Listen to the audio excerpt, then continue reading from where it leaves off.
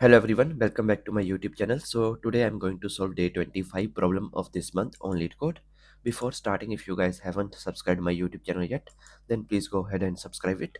Now without any delay, let's get started with today's problem. Problem number 1871, Jump Game 7. So in this problem, you are given a 0 indexed binary string S and two integers min jump and max jump. In the beginning, you are standing at index 0, which is equal to 0.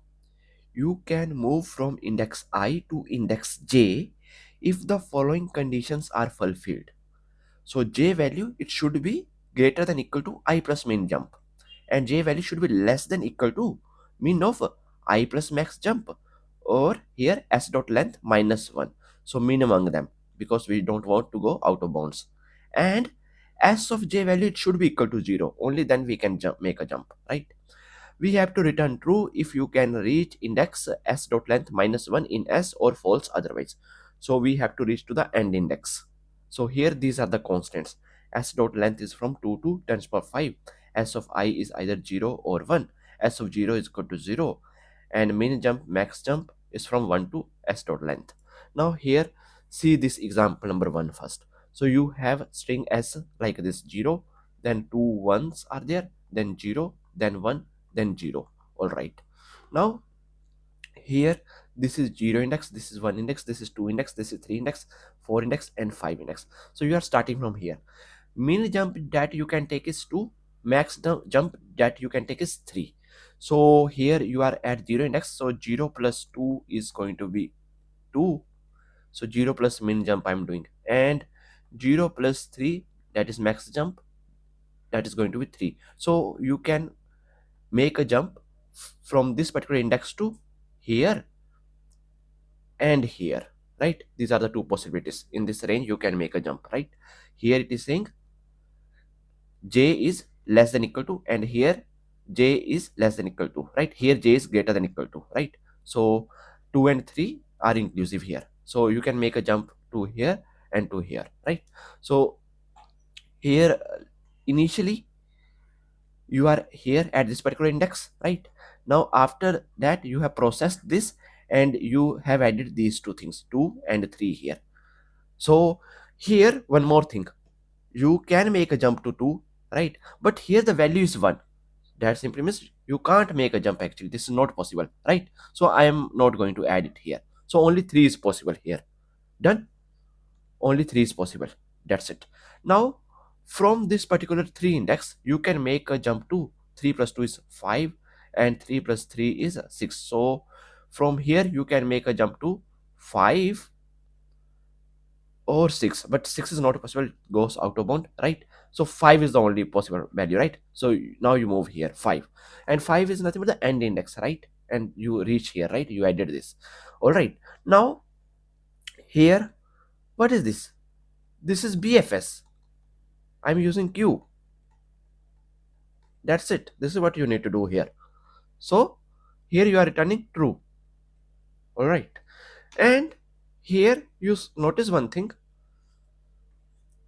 Let's suppose from here I'm making a jump from this range to this range. Let's suppose, right?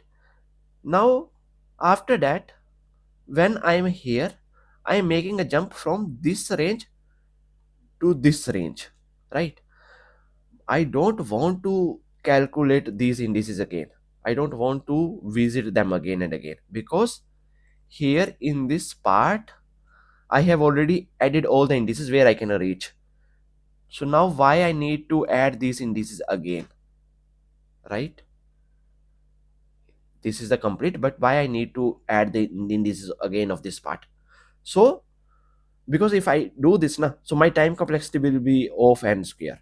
I don't want that. I want my time complexity to be of n. I don't want to add these already included indices again and again and process them, right? Here if you see, of n square is definitely not possible. It will give you time limit exceed issue, right? Of 10 power 10. So we have to solve this problem in of n time complexity. So what I'm going to do, I'm going to create one variable farthest. So in farthest variable, what I will do, I will track. So here if you see this green color, from here to here I can reach. So this is my farthest point. This is my farthest point. Now when I'm going to process these values, right, here, so here and here, among them, uh, I will compare. So farthest plus 1. So until here I already covered na. So start from here next time, right? When you are trying to solve this part, so you have to just solve this part. Okay, and again maintain the farthest as this. So this is the one thing that we have to maintain. All right, let's see this example now. Here it's not possible, right? So here 0 1 2 3 4 5 6 7. So 0 plus 2, here you can't make a jump, right? So only here you can make a jump, right? Here it is 1. Now from here, so 0 you process, now you have to process this 3. So 3 plus 2 is 5 and 6. So here you can't make a jump. Here also you can't make a jump. Return false, right? That's it, your queue is empty, right? That's it. Now see this example. Let's say again, min jump I am taking 2, max jump I am taking 3, and let's say you have values like this: 1 2 3 4 5 6 7 8, all zeros, right? That means you can start from here, and here 0 means you can reach here. If it is 1, that means it's not possible, right? Okay, now here 0 1 2 3 4 5 6 7, something like this. Now from here you can make a jump to this part and this part, right? So 0 0 you process, and then you add 2 and 3. All right, now you are going to process 2. So 2 can make a jump. 2 plus 2 is 4, and 2 plus 3 is 5 here, right? So 2 you process and you added 4 and 5. All right, now you come to this 3. You have to process this 3 now. This 3 is one part. This 2 and 3 are part of one process, right? 0 is part of one process. Now we are just solving this 2 and 3. 3 can make a jump of 3 plus 2 is 5. Okay, here see 5, and 3 plus 3 is 6. Why I need to process this 5 two times here, right? So I'm not going to add 5 here. I'm going to add just 6 here. That's it. Done. And now I have to process this complete. Now start from 4. So 4 can make a jump to 4 can make a jump to 4 plus 2 is 6. I don't want to process 6. 6 is already there, right? And 7, right? So 7 it can make a jump, right? 7 it can make a jump now, right? Okay, now same way 5 is going to make a jump to 7. 7 is already there. 6 6, yeah, that's it. No need to add. Then 7, right? 7 we have right here. Now this is the end result, right? This is our goal, right? So I can add one condition, right? If the current element that you are processing is equal to n minus 1 value, n is 8 here, so yeah, 7, n is total number of values, right? So return true. That's it. So this is what we need to do. Let's write the code now. Very simple, right? Just simple queue I have to write here. So here what I'm going to do, I'm going to create one variable. N is equal to s dot length, and here q, and integer q is equal to new linked list, and here boolean visited is equal to new boolean n, and here in the queue you have to offer the starting position, that is 0, and also mark this visited of 0 equal to true. All right, done. That's it. Now here furthest, you can add a command, furthest index already processed as of now, right? Now int furthest is equal to, as of now furthest value is equal to 0. Now simple, you have to write queue while your queue is not empty. Until then you have to keep solve this while loop. So here int cur is equal to queue dot poll, take the current element, and if cur is equal to the last index, then in that case you have to return true, and here you have to add possible next jump range. So int start for the possible next range is math.max of cur plus min jump,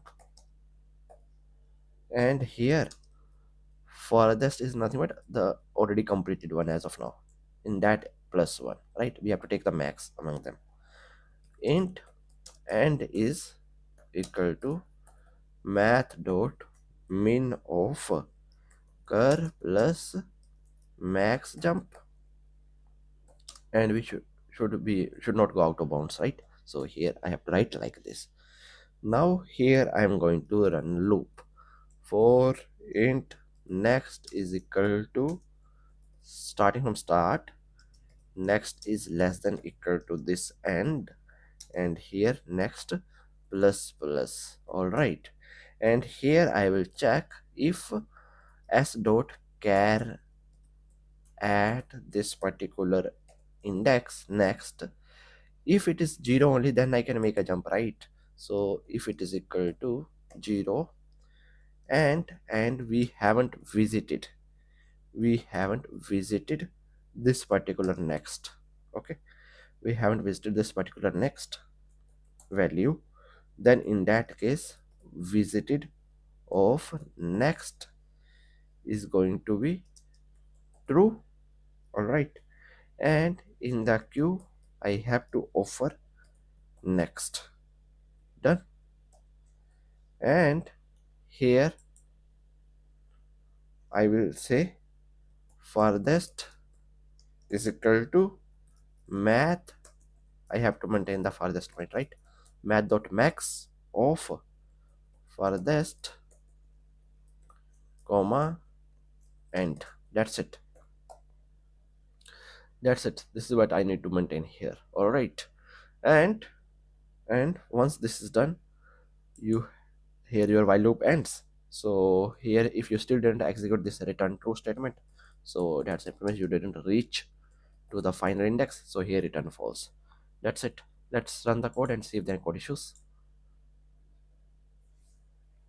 So see, all the test case has been passed. Now let's submit it. So see, our solution is accepted, right? So I hope that you guys are able to understand today's problem, and if you guys still have any doubts, then please feel free to ask in comment section. Till then, keep coding and keep practicing. We'll see you in the next video. Thank you. Bye bye.